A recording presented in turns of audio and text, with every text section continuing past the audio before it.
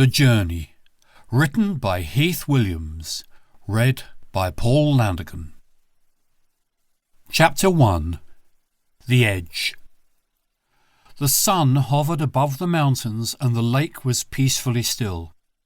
The few stratus clouds that lingered provided a canvas for the colours painted by the early autumn sunset.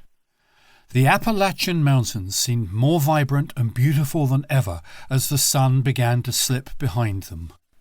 The purple and orange skies slowly began to fade away as the day turned to dusk. The peacefulness of the lake added to the surrealness of the evening. It was the perfect ending to a perfect afternoon. The stretch of lakefront belonged solely to Mother Nature and was void of any signs of alteration. An empty hillside was landlocked by thick forests that seemed to guard the grassy descent that led to the lake shore where Joe was standing. The water sat motionless and appeared as glass as Joe gazed across it towards the face of the mountains. Joe tried to bask in the beauty of autumn's hues. Dogwoods offered their burgundy leaves while maples, sweet gums and hickory trees added their splendour. Green chlorophyll had released its grasp on seemingly every leaf, allowing carotenoid compounds to splash the landscape with an array of orange and yellow. Today had seemed to be what he needed, some time to relax. He was able to only steal a few hours from his busy schedule, and he tried to make the most of his escape. The morning had been consumed with a few hours of work, and then a rush to his youngest one's ball game to watch her cheer. Except for the urging of his wife, he may have stayed home with the excuse of being too tired. She thought the time alone may be good for him, and her too.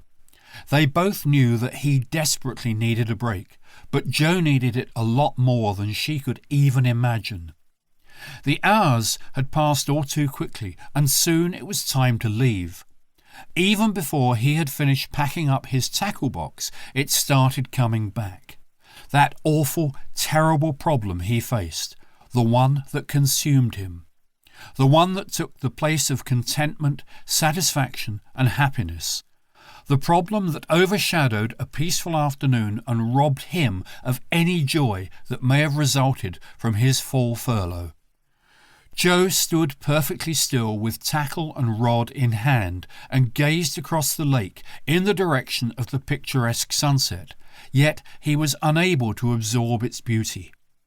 The mountains seemed to draw him in closer as they beckoned to him. It had been several years since he had visited this special place that owned so much of his childhood. He thought about the seemingly endless days he spent playing in the nearby woods and all the hours fishing at practically the same spot that he was standing now. Scenes of his childhood flashed in his mind. Memories of being here as a kid propelled him to a better place. A place where things were simpler and happiness was plentiful. A point in time that he found himself longing for. A time long before his problem. He looked back at the field behind him, and without effort he could see kids playing. He saw everyone just as they were so many years before. He heard their laughter and their yells of excitement as they played. He saw them hiding in the tall weeds or sneaking from the edge of the woods to overtake their opponent. "Tag! Got you! You're it!" they yelled. The innocence of it all allowed Joe to temporarily escape his returning problem.